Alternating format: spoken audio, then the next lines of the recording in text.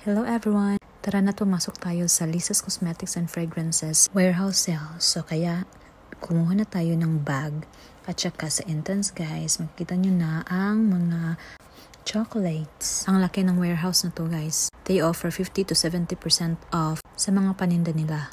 Especially ang malakas na mga fragrances nila guys. Kasi ang dami-dami talagang mga mapipili mo dito mga pabango. So, yung mga mahilig sa mga pabango, talagang malulula ka dito kung pupunta ka. Naku, kailangan mo ng malaking perang madadala kasi marami kang magugustuhan. Yung mga dream mo ng mga perfumes, andito sila. Halos lahat ha. At malaki talaga ang matitipid mo guys sa pera mo. Marami kang mabibili dito.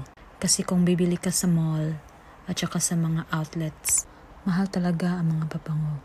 Huwag kayong mag-alala dahil legit na original, authentic lahat ng mga pabango dito. Yung mga niche perfumes nila guys andun sa isang shelf.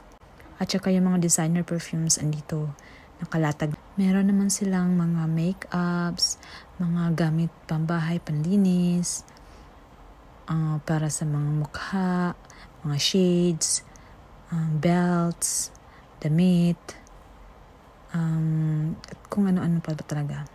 Pero ang pinakasikat dito sa warehouse na to is yung mga pabango. Sobrang laki talaga ng tipid mo kapag dito ka bibili ng mga pabango mo. Hindi ko nga napakita pa ang ibang mga aisle dyan na mga pabango.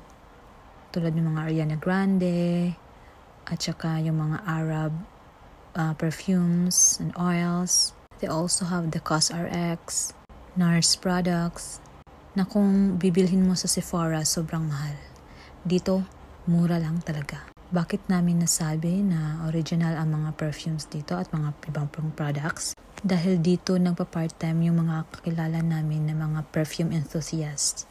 Which is nagpa-part-time din sila sa mga malls like Holt Renfrew, eBay, Hudson's, Yorkdale Mall.